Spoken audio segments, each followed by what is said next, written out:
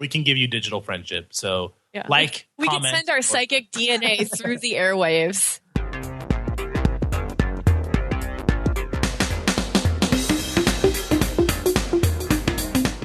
Hello, everyone, and welcome to Irenicast, the weekly podcast dedicated to conversations on faith and culture. We are your hosts. I'm Jeff. I'm Mona. And I'm Alan. Welcome once again this week.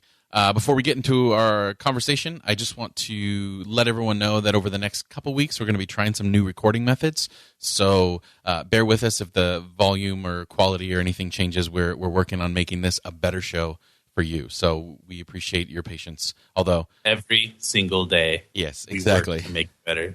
We do. We work. We actually do. Like, this has been... Jeff does. He does all of our good work. All of it. It's true. Jeff definitely does a lot, for sure. Yes, maybe. I don't know. I don't do compliments well, so thank you, I guess. we could have a whole episode on Take our love. Take it. It's hard. It's hard for me too to receive compliments. You know what I've learned to do? I've learned to say thank you. Just thanks. And just sit there. Kind of nice. Okay. Well, thank you. So today's conversation, we are going to be talking about loneliness, which I think is appropriate considering the holidays. It seems to be an issue. I mean, we have higher propensities of people struggling with depression during this time because it seems to be about connection and family, and there's a lot of people out there without either of those things. So we are going to be talking about that, and then after our conversation, we are going to be doing a new segment called Meld, which I'm a little nervous about considering my history with not understanding the rules of certain games, and you can experience that in all its glory on episode number. Oh, Jeff. So loneliness. Let's get into it. Are you too lonely right now? A little bit. I mean, I don't know. Is there like a barometer where you're like? There is actually. There is. Like you could look at your finger and it says, right now you feel lonely. It's called a mood ring, man. They do have this new thing that it's kind of like a Fitbit, but for your emotions. It regulates your breathing, and it can tell you, like, it'll send a thing to your phone saying, hey, you're anxious right now. Stop and breathe. That would stress me the crap out. I would be like, just having it around. My gosh, I'm anxious right now. And then it would send me in a spiral of depression about being depressed. Well, then don't get that thing. But I've done a lot of thinking about this lately because I've been really lonely the last couple of months. I mean, I have really great social outlets like this program with you guys, but I realize even in saying that, it's super taboo to even admit that. It feels like I'm saying I'm a weak person. And so I've been doing a lot of work, like in therapy, but even in my friend groups, to just be like, you know what? I'm not doing so well. And just, asking for help and advice, and even the experience of admitting that is actually really helpful against loneliness because it makes you feel more connected and vulnerable and intimate with people. So it's kind of an interesting thing that like one of the steps to not being lonely is to admit you're lonely, Yeah, absolutely. That's like the psychological process of externalizing something. When you're dealing with something that's hard or is affecting you, to be able to talk about it is to be able to say, that's not necessarily me. You know what I mean? I'm dealing with loneliness. Loneliness is not my identity. It's not who I am. So that helps a lot. I think it's really interesting. Like, why is it taboo? Why do people not admit that they're lonely because they don't want to look weak? Is it because everybody else is struggling with like intimacy issues, and the moment you see someone who's admitting they're weak, they might need you more, and you don't have any more to give because you don't have anybody else like giving to you and connecting with you? That's really interesting to me. It could be a lot of things. It's taboo. I always think back to Aristotelian self-mastery. Do you? I do. I actually do. So we have this really old, thousands-year-old tradition of seeing ourselves as like the higher mind, the rational mind, in a sexist way. The male mind, a masculine part of us, has a self-master, self-sufficiency, that we're not ruled by our emotions. We're not connected as much to our passions, but we can rise above those things. And actually, this is really supported by psychological research that shows that men have a more difficult time admitting that they're lonely because there's something in our concepts of personal strength that sees that as pretty weak, even though we're taught to be really self-sufficient emotionally. Like self-sufficiency is seen as a sign of strength and not needing anybody, right? Like lace your pull yourself up by your own bootstraps kind of thing, right? Nobody's going to do something for you. You need to be able to do it for yourself. And I think there's an element of truth to that, to being lonely and living in a way that you develop as a person when you need to take care of yourself. It only gets unhealthy when admitting you're lonely is taboo, I think. Right? Like, well, I mean, it's difficult because there are some psychological and mental health issues that involve people like becoming too attached to others. And I think we have a really strong social fear of needy people who will drain us of our energies. And I think that's what you were saying earlier, right, Alan? But we do, I think in our American cultural identities, we do have an idea that we should be self-sufficient, like in so many ways, that we don't take the time to recognize a healthy needing of each other. And I'll give an example. Before you move on, sure. You just said, like, there's this fear that, really needy people are going to drain us and like latch onto us. I just went to a book club where we discussed a Kurt Vonnegut book called God Bless You, Mr. Rosewater. And that was like the topic, was that there was this rich person who just said to a town, like, come to me if you need anything for money or for advice or need someone to talk on the phone. And so there's all these needy people who kept coming to him. And his experiment was that any human being can use like an insane amount of uncritical love. We all can use uncritical love from other people. And so what happens in a society is when we're all lacking uncritical love from our friends and our neighbors and our coworkers, like when we find someone who offers that, sometimes we bleed them dry, right? And like put them up on a cross or something, because they are the ones that we see that we need that from. They remind us of our need, and they remind us of like how harsh society is. That how many people do we know in our lives that are just willing to love us and be intimate with us without like judging whether our needs are appropriate or not, And a little bit, we mentioned it earlier. It's a two-way street. If someone was offering that, my personality type, I don't know if I'd always take it, even if I wanted to. Like, I don't know what it is. Like, I'm a reserved person in general, as far as like who I tell things about what I'm thinking and what I'm feeling. And there has to be like a long history of trust before I get to a place where I'm like, yeah, I'll take you up on that. Let's go chat. You know what I mean? So I think part of it is too, is that for certain personality types like myself, loneliness is a little bit self-inflicted in the sense that we don't always take opportunities to. It's a defense mechanism for you. Well, without getting into my psychological history. Is that what we're doing on this episode? Well, that may be what it ends up being. But, well, for me, it has a lot to do with certain family things and how I was raised and different, I'm having air quotes in the air, values that I've been instilled with as far as like privacy and all that kind of stuff. But aside from all that, I think it's just, there's a vulnerability to that. Like it's vulnerable being lonely, and then it's even more vulnerable admitting that you're lonely. Like you were talking about earlier, Mona, like that, like, I don't know, why would I want to say that? Because I remember feeling, I'd never really felt lonely during the holidays until a couple years ago when at the previous church that I was a youth pastor at, we had this convention that happened every Thanksgiving weekend where we'd have Thanksgiving and then wake up really early, take a bus, and go down to Southern California for the weekend and have this big convention where there's all these people. And I was in youth pastor mode, putting out this fire, hanging out with this student, just having a good time. And it was tiring, but it was great. But then that first year, I was excited about not having that. And it was a great first year because, my wife had the weekend off for work. Alan, you and your wife were up, and we were having a good time. And then the following year, I had a quick Thanksgiving dinner, and my wife didn't get that time off of work. And then I went from, I eased into this place where for the whole Thanksgiving weekend, it was just me. And I was just, wow, I don't know what to do. And I found myself just feeling extremely lonely and sad. It just I'm just going to drown my sorrows in some donuts and Minecraft. You know what I mean? It was this very strange thing. And I wasn't at a place where I was like, And it was especially the holidays, because I feel like, well, if I push myself, which sometimes I'm able to do more and more as I kind of get through, but if I push myself to call someone and hang out, I resisted that urge because it was the holidays, because I didn't want to impose on whatever anyone else was having. So it was a really weird, like, foreign place to be for me. Yeah, if you haven't experienced loneliness a lot in your life and then all of a sudden you experience a lot of it, it can be really disorienting. And, I want to talk about just the health risks, or like what's involved with experiencing loneliness.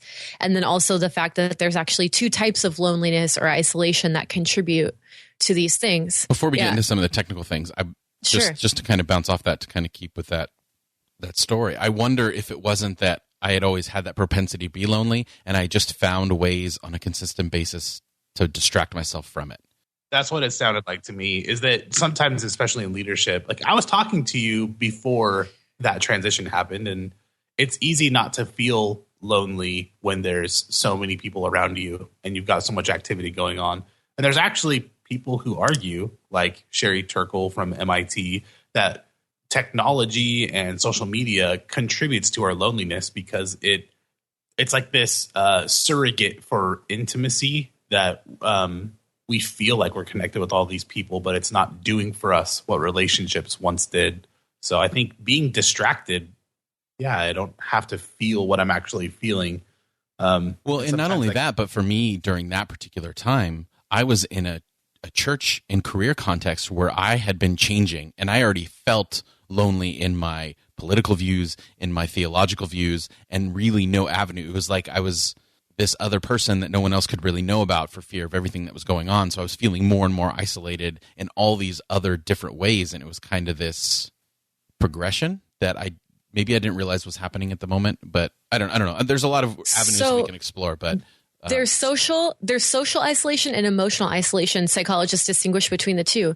So, for example, what you were just saying, Jeff, what the idea of feeling like disconnected, like from other people, like through ideologies or things like that. Like there's a lot of there's barriers there. Yeah, there's barriers between you and other people.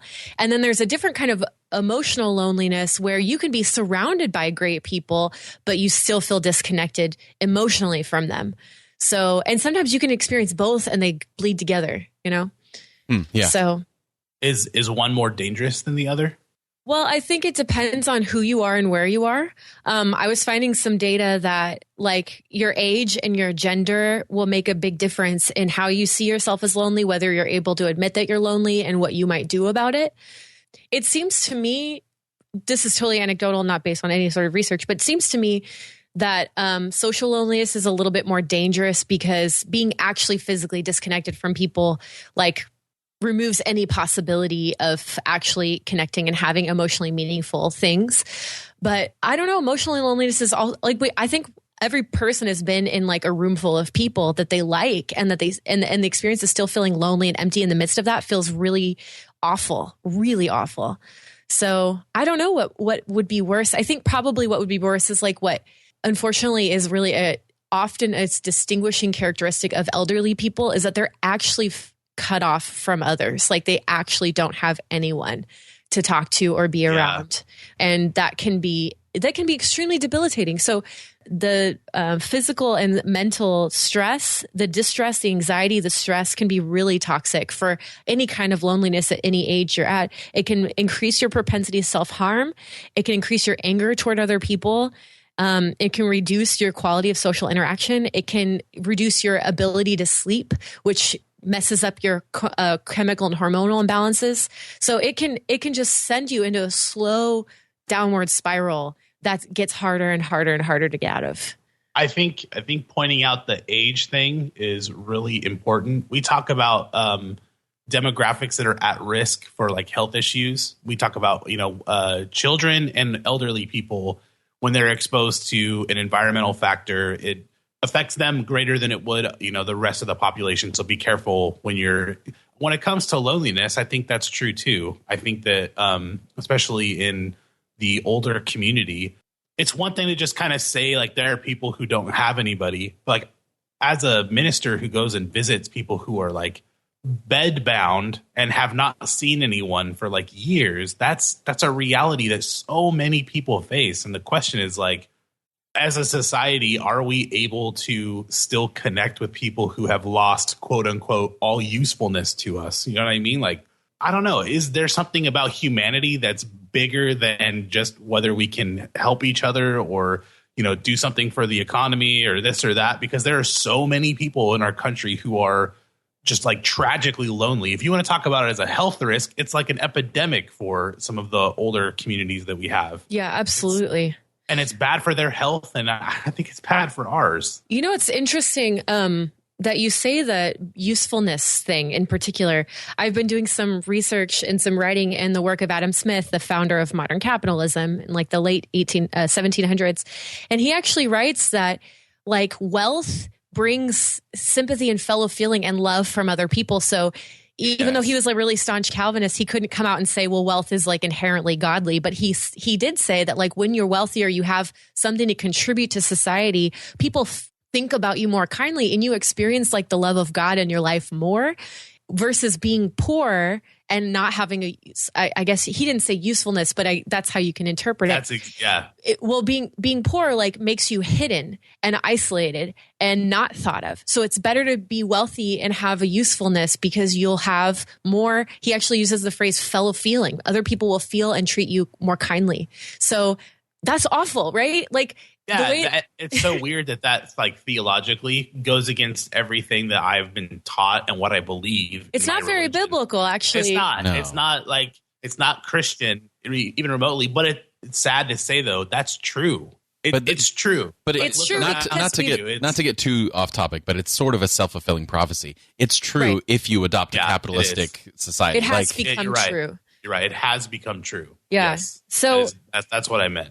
Well, and I think there's a lot of going back to the conversation around the elderly. I've done a little bit of visiting too, like through different groups and stuff. And, you know, there's a lot of, I think, misunderstanding of what the experience of being elderly might be like. Not that I know personally, but just like, you know, there's some horrible stereotypes about elderly people that, you know, there's smells and conversations patterns that are untenable.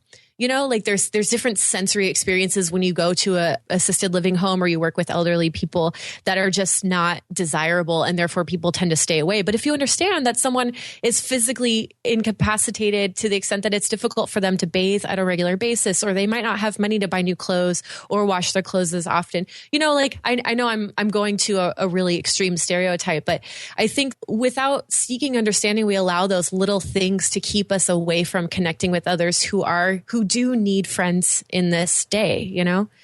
Yeah, because it is work, like on our end. Yeah. Like I think that's the people willing to put the work in. Because whether it's someone who's elderly who requires a lot of care, or whether it's just someone who is socially awkward or doesn't have a certain amount of social skills and does like we talked about a little bit before, that does like suck away every moment of your attention and energy and strength that you have. Like, and I think especially during the holidays, during the time like this, when we're already putting all this effort into, you know, cooking and decorating and planning and shopping and all that kind of stuff, and then on top of that, having to feel like, you know, not to say that we shouldn't do it, but that's why I think that's important of community and connection, is that it seems like it gets put on the shoulders of one person, and then that drains their energy, and then it kind of is this effect as opposed to more of like a communal effort in creating connection.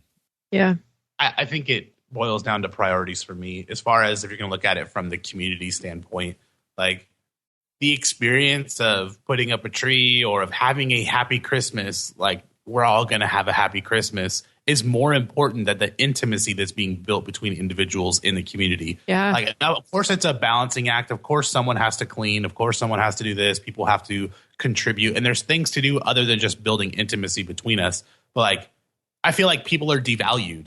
I feel like people have been objectified. And in our lives, the reason, you know, this small thing, like you said, some sort of factor when we go visit an assisted living home keeps us away, is that we're actually looking for something small to turn us away, because it's like it's hard. We are objectified, and it's hard to step out of that and to stop objectifying other people, because it can be draining at first. But in my experience, when when you seek consciously to build intimacy with other people, and maybe this is just my personality as someone who's refreshed by extroversion, like when you seek to build intimacy, it's healthy for yourself. Like I don't know what religious figure said this. Maybe you can help me out. But like when you take care of other people, you're really taking care of yourself. I do believe that. I do believe there's an element of truth in that thought.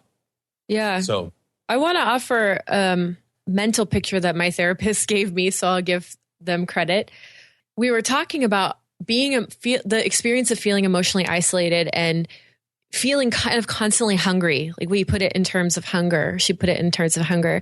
That when you've gone for long periods of time without feeling fulfilled by your social interactions, you meet people who want to start connecting with you, and they're just giving you single grapes to subsist on, right? And it might be totally appropriate for them in that time and where your relationship's at to be giving you single grapes, like building up to more meaningful types of connection. But when you've been starving for so long, like it's actually, it can incite a physical kind of anger. Like, I'm so hungry. I don't want just grapes with you. I want something more, take that as well. But so it's hard not to get mad at that person or to glom onto them and be like, feed me, because I'm so hungry for connection.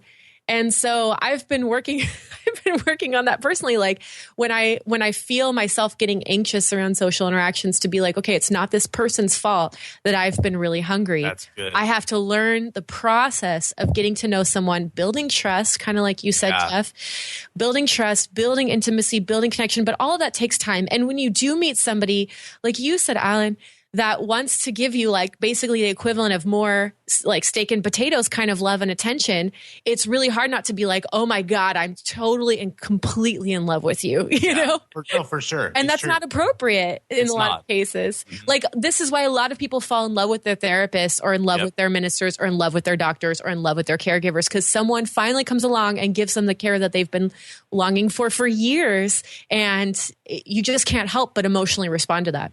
Yeah. Because we can't not feel lonely. We have to. It just sucks. Like you can't choose to not feel that way. It just is part of the human experience. Yeah, it is. And a good human life is not one that's immune to loneliness. Like the good life is one that has healthy ways of coping with loneliness, healthy ways of moving out of loneliness. You know what I mean? If you feel lonely, it's nothing that you're doing wrong. It's not.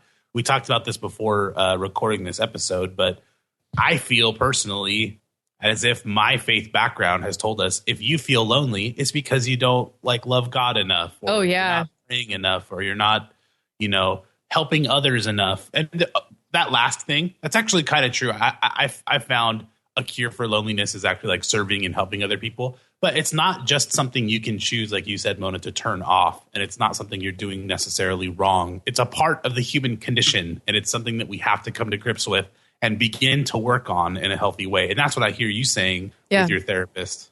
That's really good. Man, it's taken me a long time to get there, you guys. I'm pretty proud of myself right now. Yeah, I would be too. You should be. That's wonderful. Well, the reason I say that is because I've been in a situation where I meet somebody I really like, and it's like, I'm not going to screw this up. I'm not going to ask for more grapes when they only have one to give at the moment. Yeah. Exactly. When am I going to call them? I'm not going to, What level of intimacy are we at? I think in all of my relationships, figuring that out is hard, right? Because two different people have different needs. And especially when you're married and you find friends and stuff, that's like four different people. If you have a married couple and then, you're trying to navigate intimacy at larger and larger contexts, it gets more and more difficult. There was a meme that I found on, I don't know, I follow someone on Instagram, but this totally goes along with what you're saying. Stage 1 of friendship. I think this is from Reddit somewhere. Stage 1 of friendship. What's up? I really like you so much. Stage 2 of friendship. Oh God, I hope I'm not being too clingy or bothering them. Stage 3 of friendship. Hey, answer my calls, you jerk. Stage 4 of friendship. I'm outside your house and I'm coming in. Stage 5 of friendship. I'm already in your house. When are you coming home? Stage 6 of friendship. I'm having dinner with your parents. Are you going to join us? Exactly. Yeah. And finding out which one. Yeah. finding out which level you're on is always an anxiety-ridden thing. For it is, yeah. Well, until you get to a certain point of comfort, and you can be like, but I think we all desire that friend that we can be like, hey, I'm cooking pizza. Want to come over and be stupid and wear our pajamas? Like that. Yeah. People seek comfort. And you can see this in how there are actually supposedly secret signs of loneliness. For example, you're losing sleep. You take long, hot showers. You eat more. You spend more time on social media. You're in love with stuff. You blow things out of proportion. There's signs that you're seeking like... Stop describing me. Yeah, I don't like that. I don't like this. This is not really uncomfortable. I'm super uncomfortable as well. Yeah, those are all things that. Well, but think about it though. If you have kind of a sense of emptiness, you're going to seek to get comfort somewhere. Yeah. If you're not getting comfort in your social interactions, so taking a long hot shower makes like a subconscious level of sense, right?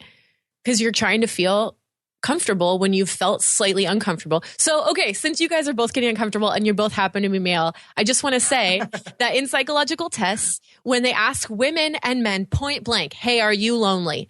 Women are more likely to say yes. Men are less likely to say yes. But if they ask women and men to take an indirect test that has 6 questions, this is called the De Jong-Gierveld loneliness scale for emotional and social loneliness, then men and women equal out. So when men are asked indirectly if they're lonely, they tend to say yes because all humans get lonely and that's more normal. So you guys are prone, sociologically conditioned to not admit that you're lonely. Well, sorry to say. I'm already uncomfortable. So maybe do you have those questions in front of you?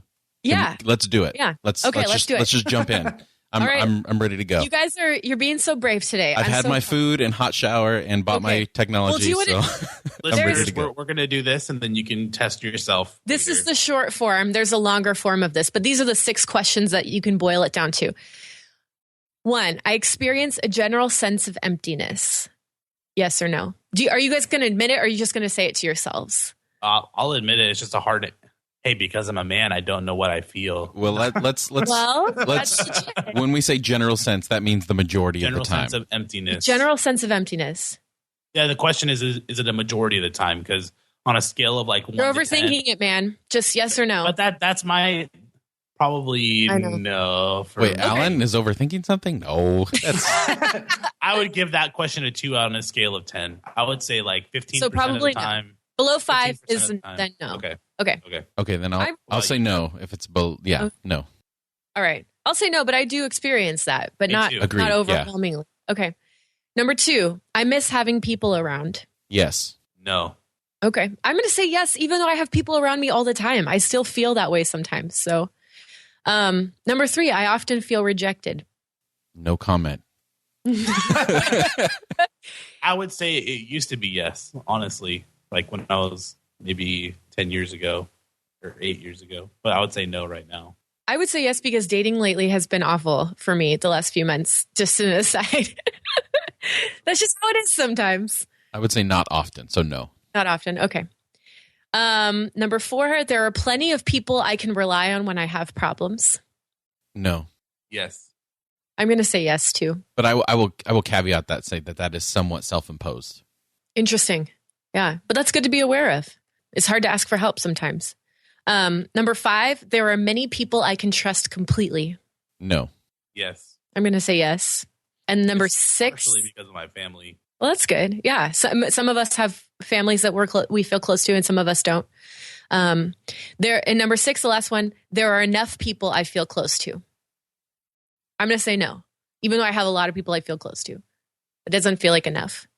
Yeah, I would say no. Crap, I didn't do too well on that. Really weird. I swear I expected to come into this and have all the answers like lean toward loneliness, but I really do feel like there's a lot of people. Weird.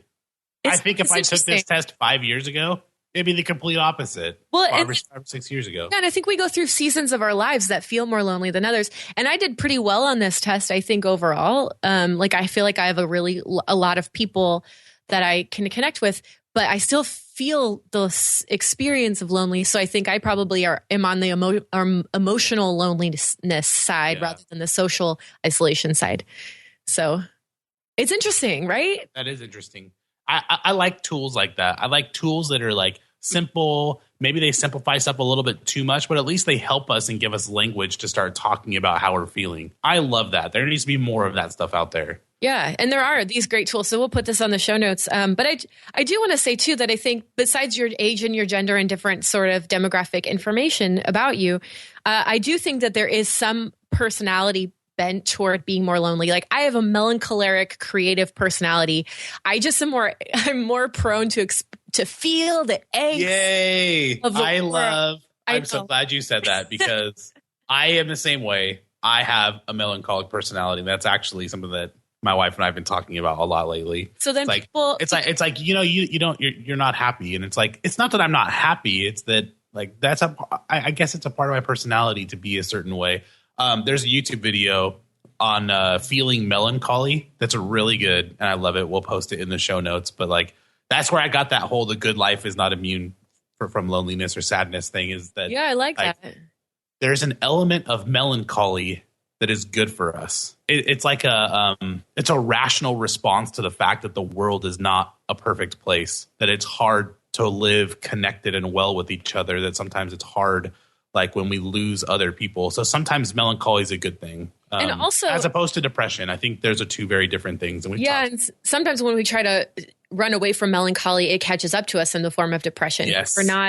We're not recognizing that we as humans are privy to a full range of emotion. And if we're only like comfortable living in a certain range of it, we're going to like shove everything else downward. So I love that sense. You said we as humans are privy to a whole range of emotion.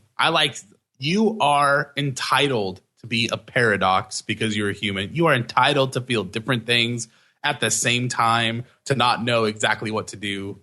That needs to be said over and over. Yeah. For all of us. And then if you're a more self-sufficient, like maybe action-oriented person, you might be less prone to feel loneliness. Because I do know people who are really introverted and they express that they're incredibly comfortable being alone a lot and they like it. And I never would want to second guess that. Well, that's not loneliness. That's just being alone. I think there's a difference between there's a huge difference. And like being refreshed by being alone. That's a good distinction. Yeah, I think that's an important one to make. Alone is not lonely. That's they're two different things. But you know what's interesting in this reading that I was doing for this episode?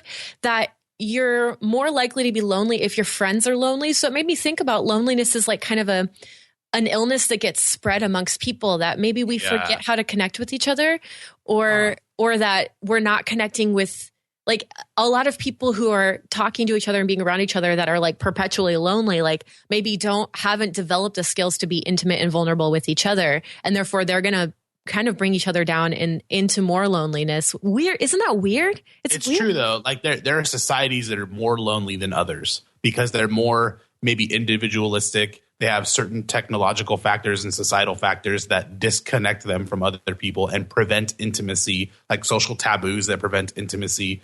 Like I hung out with a friend when I was in high school who was from Yemen, and he used to talk with me. And when I was like a high school senior, and he would sit like knee to knee with me, our knees would be touching, and he'd put his hand on my leg when he spoke with me. And I was super uncomfortable. I was like, don't you realize there needs to be like 40 feet of space between us? We have to like, not looking too deeply in each other's eyes. And then I realized like there are certain social conditionings that probably increase our loneliness. And so if you talk about it as a disease, is like society is built by like ways of doing things that spreads out, right? From I don't want to say it's a disease. Well, I think it's anything that we're feeling on the inside, whether we see it or not, manifests itself on the outside. So for instance, and I don't think we always recognize it. So like when I was doing youth ministry and we'd go on a camp, we would have, not to like categorize anyone, but we had types of students that were troubled or dealing with the depression or had a lot of stuff going on in their life.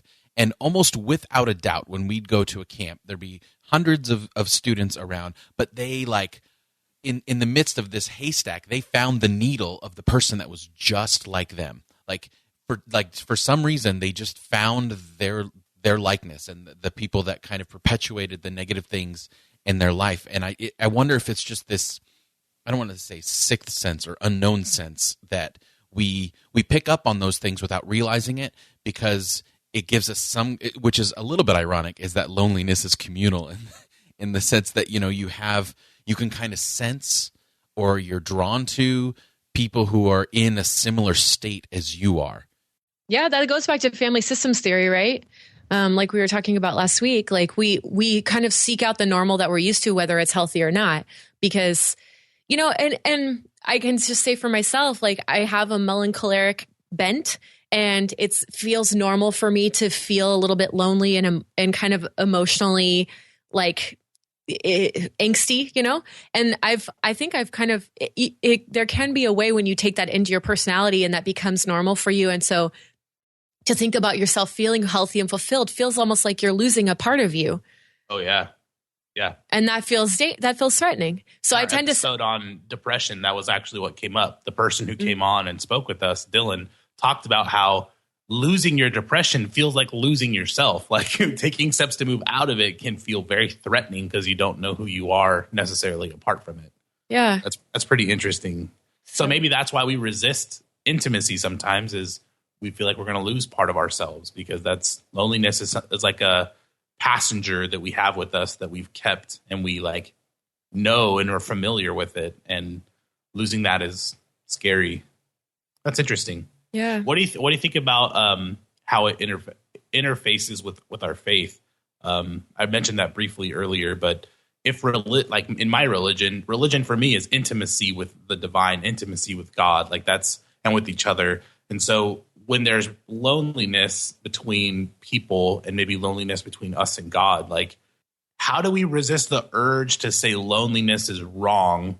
Like if human beings are a part of creation, God created the whole universe or whatever, and God wants to be intimate with human beings, and us not being intimate with God, there being something that is preventing us from approaching God with this intent on being intimate.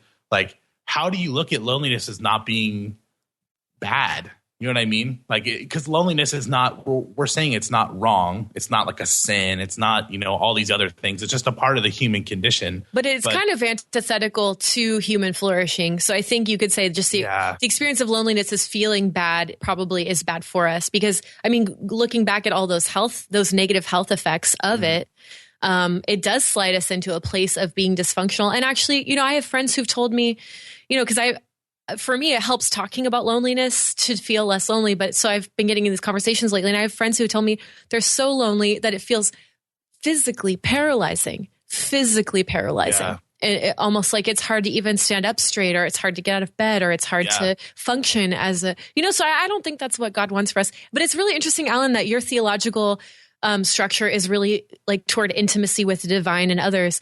And for me, I think of it as a religion as being a place of loneliness in particular. And that's probably why I veered away from it, because I felt like a lot of my interactions in religious spaces have not felt very connected. They felt superficial. Yeah. And I also don't really have a concept of God where I think I've talked about this in the past. So this is cool that we're getting to see some diversity in like faith sort of concepts. I have a personal picture of God, and yours is less of like a person and more of a ground of being kind of thing, right? Well, yeah, I think like my understanding of the divine inspires me to be more present in reality, more present with other people, but I don't go out and seek intimacy with God directly, if that makes sense. So for me, it's not like I'm doing faith wrong. I think it's more like I'm not seeing people's full humanity and letting them see mine when I feel disconnected. Yeah. So, but those are both valid ways to approach faith. Okay, so people who approach faith the way that I do, that like God is a person, we have a relationship, an interpersonal relationship between me and God. It's tough sometimes when you're dealing with loneliness with other people to not have that spill over into my relationship with God. Like if I'm used to rejection or used to being lonely, like that sometimes affects how I look at God and how God and I interact. But I would never want to say to a congregation, like, you're supposed to, never feel lonely and you're supposed to connect with God on it.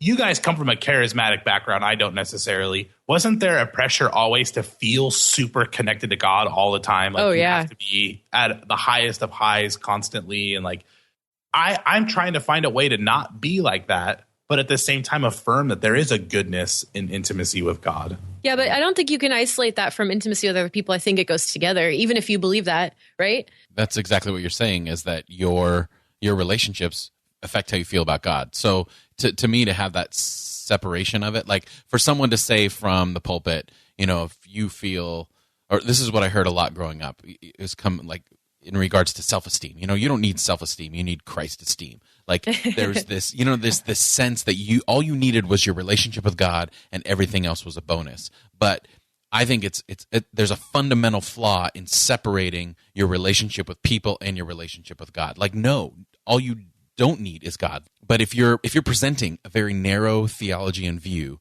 and saying this is the only way to approach this, then you are including and isolating at the same time. You're including and making someone who agrees with you a part of that system, and anyone who disagrees with you or doesn't even necessarily disagrees with you but isn't sure yet whether they agree with you, then you're isolating and you're creating loneliness in that. So when we gather together, for me, that was the most, like, when I think of isolation, I think most of my experience in church, because there was a lot of times where I just didn't agree, or I was struggling, or I was doubting, and I felt like from my leadership, I'm hearing this definitive, absolute, this is what it is. This is how you interact. This is how you should feel. It was hard not to feel like, man, then there must be something wrong with me. There must be something that I'm missing or not experiencing. And I think that's difficult. It creates a narrowness that leads towards more people feeling lonely. Yeah. That's interesting. I can relate to that. Saying you only need God, like, those people would say you only need God from the pulpit, but they wouldn't tell someone to stop eating, right? Because they only need God, they don't need food. They'd be like, okay, you're taking that out of context. But sometimes what we say when it comes to relationships is you only need God to feel fulfilled, to have like meaningful connection and intimacy. Having that connection between eating and relationships, I think, is really good, Mona, that you talked about. You need other people. We need other people. It's like, to survive, to be like healthy, fully formed human beings, is we are social creatures. We're born into a community, and recognizing that is not weakness. It's not sin. It's not admitting that God isn't enough or anything like that. That's wrong-headed, I think. Yeah, and it is interesting how culturally conditioned this is, that some of our listeners who might not come from maybe a stereotypical like white American experience, and their communities are really close knit, or their culture identity is really close knit, they might be listening to this episode and be like, what the hell are these people talking about? Why do you even have to say that people need other people? That sounds ridiculous. But a lot of us have internalized this idea that's really, really dangerous to our health, not to mention our spirituality and all these other things, But I mean, the bottom line is that it's about people. Like, it's about community. It's about accepting and opening up and realizing that everything we say is a two-way street. So too many times we assume what we say and what we mean are the exact same things to everyone else around us. So if we say something and we know and we have a clear picture of what we mean, and someone doesn't take it the way we mean, our default is to say, well, that's not what I meant, and stop there and not be like, oh, how could I have worded that better to communicate what I meant? A lot of times our communication is what creates loneliness in others, and even ourselves sometimes, because we don't learn how to communicate how we're feeling. Yeah. So I wanted to, maybe we could talk about two things. First, what you can do if you're lonely, and second, what you can do to help those around you who are lonely. Yeah? Does that sound like a good plan? I think that's a good way to close, yeah. Okay, so I found a great article that talks about mistakes lonely people often make. And this rang so true for me in so many ways. So I found it helpful. There were 6 things that they talked about. First, lonely people hide. So stop hiding is the first thing. Start talking about this. Start coming out into the open. Stop considering talking about loneliness a taboo. Second of all, stop distracting yourself with all of this crap that we often distract ourselves with, whether that's food or TV or social media. Like, stop thinking that doing that is going to solve the problem of being lonely, because clearly it's not helping you. So stop doing that and try to create other patterns. 3, being comfortable in a rut. Of course, we talked about this earlier. A lot of times we think of that that it becomes a place of comfort to be lonely, and we want to keep being lonely because it feels like part of us.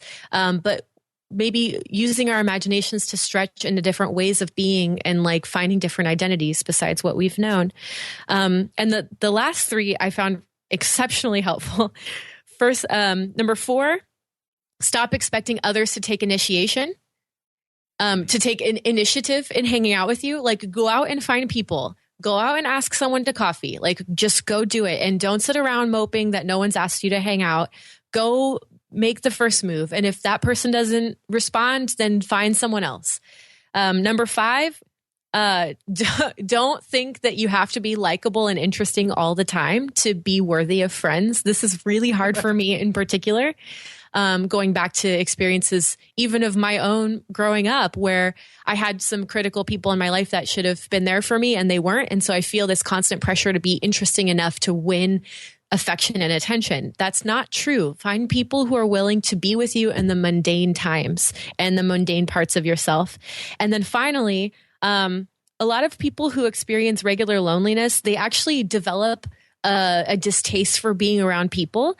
And a lot of times it springs from a perfectionism or a sort of snobbiness that they don't want to be around people unless those people are interesting. And, you know, I don't know, it's like a kind of sexy, like, not dating wise, but just like it's a illustrative sort of friendship. So like you're a waste of my time unless you're value you more than myself. You're interesting or important, or you can get me somewhere, or, you know, like we have to stop being picky as much, or for some of us, you know, and say, you know what, the person who's willing to be your friend is a good friend. You know, It doesn't matter. Like, we have to get away from this idea of like social utility and that people are only as valuable as like what they can contribute to the economy or to our person or self-worth. Like it just focus on actually connecting with people, looking them in the eye and being present with them, and stop thinking about all the other stuff that we put pressure on ourselves to think about.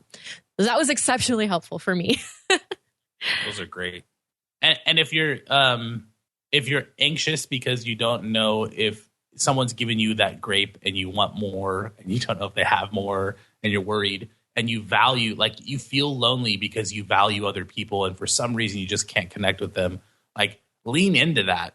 Human beings are amazing. Other people are amazing. Your need for other people is perfectly rational. It makes sense. There is nothing in the universe that we've discovered so far that is as complex as human beings, human DNA. Like, we are special, and your need for other people is good. And so, like, if there are people in your life that don't need you in return, like, let them be like that. You know what I mean? Say that's okay. It's okay that you're feeling you need other human beings, and it's okay that they don't need you at that moment. And, like, just allow yourself to connect with people where they're at, however you can. I don't know. Yeah, that's really good. Yeah, don't be hard on yourself. Like, yeah, your loneliness is real and it makes sense. Yeah, we get lost in our own head and our own experience of loneliness, and we forget how to see other people as much as we want to be seen. And so, just like you said, Alan, like, being amazed by other people. Like, remember that other people are interesting and fascinating. Their ideas are interesting and fascinating. Like, look in their eyes and listen to them and be curious. Be curious, yeah. Well, I have nothing to add. Those are all fantastic points. And as soon as we finish recording here, I'm going to go distract myself and avoid self-reflection. And forget this whole conversation. That's right. But obviously, there's a lot to go through, and I think those are all really good things. Especially, Mona, that list that you put out there. I think those are good things to reflect on, and I think things we don't think about in terms of how we interact and how we interact with people or how we isolate ourselves. So.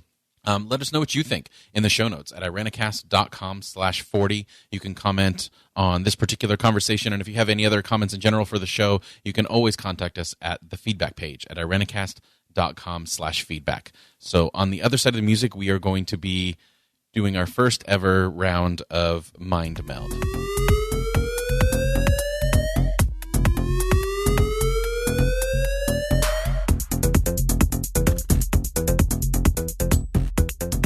So this is called Mind Meld, and this is something that actually Mona and Alan mind melded on in coming up with this idea. So I'm going to let one of you two explain it because I'm in the midst of a learning curve.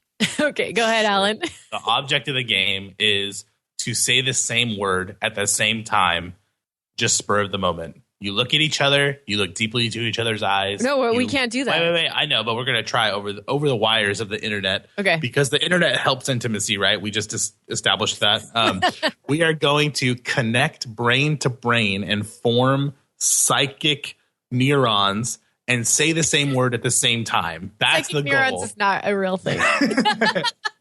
Yeah. And so basically you'll say two words and then you take the two words that were just said and you're going to try to arrive at a third. For instance, if you said, you said this earlier, desk and coffee mug. If one person said desk, one person said coffee mug. Their next word they might both say would be like tea. Coaster or tea. Yeah, something that has to do with those two things. But sometimes you don't have a connection between those two words, so you just say something that's related to them. So it's basically try to find a logical thread. Yeah. Yes. All right. So let's put a limit on this since it could go long. So let's say no more than 10 words, or is that too much? 7 is the perfect number. 7. Okay. Let's do 7 is the biblical number. Let's keep it godly. 1 is the loneliest number. That's true. Hey, that's about our episode. Wow. All right. So I'm going to let you two do the first round. All right. Ready? Are we going to pair up like that? Is that how we're going to do it? Yeah. Okay. Yeah. Go for it. Ready? All right. I'm ready. 1, 2, 3. Blood. Bear and blood. Okay. 1, 2, 3. Paw. Rug. Oh. Paw and rug. Rug. Yeah. Mm. Okay, ready? 1, 2. I'm not ready. Okay. Okay, I'm ready. 1, 1. 2, 3. Porridge. Fireplace. Oh, I almost said fireplace. Dang it. Wait, you almost did? I almost did. I promise you. Fireplace and porridge. Yeah. Okay. Okay. 1, 2, 3. Microwave. Ah. Cooking microwave. That's close. That's pretty close. All right. Okay. Ready? 1, 2, 3. Lazy. How many was that? 5? That's 5. Yeah. Oven and lazy? Oven and lazy. Okay. I'm ready. 1, 2, 3. Susan. Tin foil. Wait, what were those words? Susan tinfoil. Lazy Susan, tinfoil. Okay, so this is your last When one. you're lazy, cooking and you're lazy, you don't want to clean any dishes. You just put some tinfoil. Yeah, no, that was great. I know. We went in different directions. Tinfoil and Susan. You guys went further away from each other. You were so close, and now. But hey, you and I are actually related, so let's send the DNA that's connected. That's not how it works. Let's Only sound goes through the microphone, Alan, not DNA. Okay. I am so ready. I now want to sabotage it just because you're trying so hard. Let's do it. Okay. 1, 2, 3. Homemaker. Dang it. I thought I was good at this. You know, if you order Peking duck at a Chinese restaurant and then they give you the tinfoil sculpture of a duck, and maybe you were out on a date with a woman named Susan. I like that. So it's a little ironic that we're putting a limit on the words because basically you failed to connect. We did. So we failed. That was a missed connection. We're creating a scenario for loneliness right now. We are. But the attempt, the attempt is the beauty of the process of not being lonely. It's not that you have to be perfect; it's that you try. It's It's not the destination. It's the journey. Journey. Thank you. All right. How about you two? You too. No. Mind meld. We did it. We did it. You did it on the 8th one. Very nice. We did it. No, you two go. Go for it. Jeff, you got the hang of it? Okay, I think so. But if I don't, then it'll just be more entertaining, right? Brother-in-law to brother-in-law. Let's do this. All right. So, okay, wait. What if? Because when I was listening to the round that you two had, you got to a place where I feel like when you got to rug and fireplace, you could have gone back to bear. Like, can you say the same word twice? No, you have to say a different word. Okay, that's good. That's a good clarification. All right. Okay. I think I'm ready. Okay, 1, 2, 3. Scissors. Cheese and scissors. You cut the cheese. We got this, Jeff. You ready? Okay. Wait. So it has to be a word, not a phrase, right? So cut the cheese wouldn't work. Okay. Just no. word. Okay. Think about it. Man. Well, we don't think alike. Okay. Anyway, go ahead. We don't. I'm gonna think like you. I'm thinking like you. Let's do this. 1, 2, 3. Countertop. We had it. Wait, what did you say? Fart. He said like cutting the cheese. Alan actually made a poop reference. I know. That's a little bit ironic that I you said I was went. going to step outside of myself for a You moment. certainly did. You went with the juvenile joke about poop and bodily functions, and I went with the culinary response. Wait, so we have to come up. Yeah, we have to come up with art and countertop. Oh somehow. man, that's a hard one. Oh wow, that is. Okay, go ahead. Okay, 3, 2, 1. Thanksgiving. Thanksgiving beans. Okay, ready? 3, 2, 1. Side dish. Stuffing. Wait, what'd you say? I said side dish. Stuffing. Stuffing and what? Side dish. Like side dish like a and side. stuffing. Side Okay. and stuffing. Okay. That's really close. That's like the same thing. All right, It's very close. you ready? Oh man. Okay. 3, 2, 1. Bread. Turkey. Turkey is not a side dish. Turkey and bread. Here we go. You ready, Jeff? I think we got this, man. Okay, I think so. 3, 2, 1. Butter. Sandwich. Dang it. Turkey and bread. Did you say butter? I didn't say butter. Butterball turkey. Butterball turkey. Oh, and you butter your bread. Okay, it does work. It does work. Butter and sandwich. Okay. Man. See, I was thinking about preparing food, and you were thinking about eating food. I was putting bread and turkey together, and what do you I get? think you guys have one more. Literally a sandwich. I think this is Okay. the last one. I lost track. This is the last Wait, one. so what are the two? Bread, sandwich, butter. and butter? Sandwich and butter, man. Okay. 3, 2, 1. Grilled Food. cheese. It's all food. Sandwich is the same. Like I would have gone with a specific sandwich, but you said can the drill same it thing down. twice, right?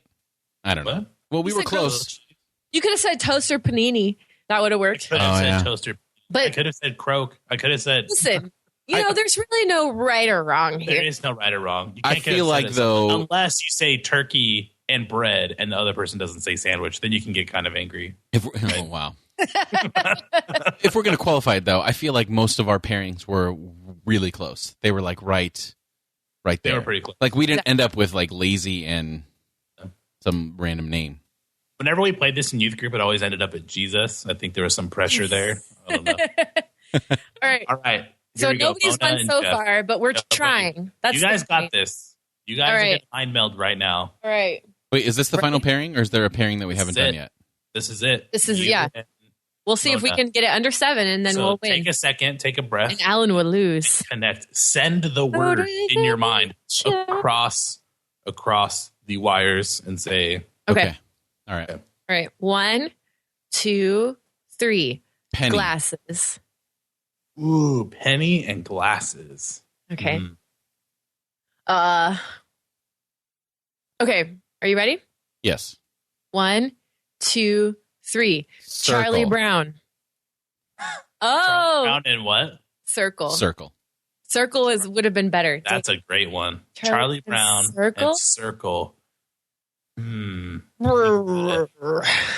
I shouldn't have gone with a specific character. I should have stayed with the generalized I don't nouns. get the connection between glasses and a penny and No, Charlie don't Brown. say anything. Wait, no, isn't Yeah. Penny? You can't From- talk it out. Yeah, you can. Sure, you can. Here we go. You ready? That's No. true. There was a Penny, character named Penny from who Charlie had- Brown has glasses. Okay. Yeah. Yeah. Okay, here we go. Charlie Brown and Circle. Okay. I don't know. I have no ideas. Ready? I'm going to count down. Okay. 3, 2, 1. Head. Abraham Lincoln. Head and Abraham Lincoln. Oh, Okay. man. So we could just go back Come to on, Penny guys. right now.